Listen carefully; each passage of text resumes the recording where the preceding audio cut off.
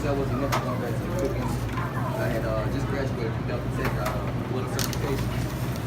Harlem, Hollywood, Jackson, Mississippi. Stop number 14 on the 2017 Salvation Army Fight for Good Tour. Jackson, Mississippi. What an awesome experience this afternoon. Getting a chance to take a tour of a really beautiful facility. You wouldn't believe this gymnasium and the stage. My goodness, just absolutely spectacular stuff there.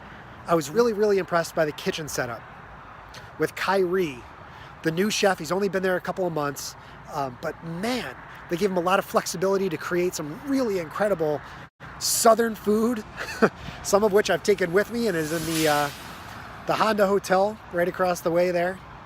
Can I ask you what you love about working at the Army? What I like about working up here, actually the kids really got me going.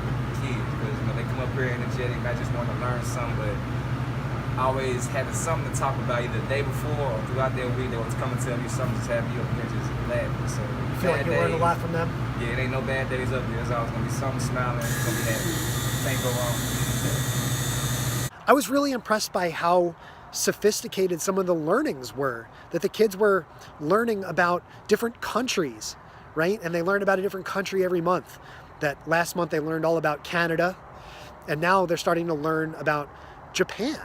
Kids were, these were young kids. We talked about how the Salvation Army at this center is really providing continuing education. It's not an after-school program. It really is continuing education. You could see it in all the kids that were there working on homework and getting additional learnings.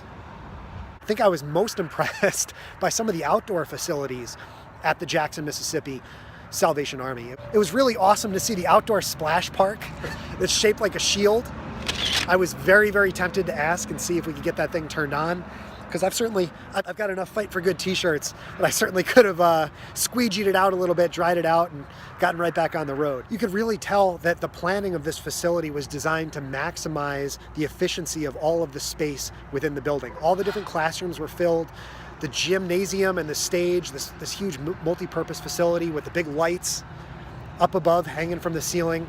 You can tell that there's just so much activity going on at this center at all times. And what really stood out to me the most, I thought, was even at this after-school, at a so-called after-school program or a continuing education program, that the kids were all exceptionally well behaved. And I'm pretty sure it wasn't just because they knew that I was coming. I mean, you could tell that they were all really studious. They were all really engaged with what they were working on at the moment. This was an awesome visit. Stop number 14 of 25 with Giving Tuesday right on the doorstep. So I'm on my way to New Orleans. I can't wait to get down there. You can see I'm about halfway there already here at the Louisiana state line.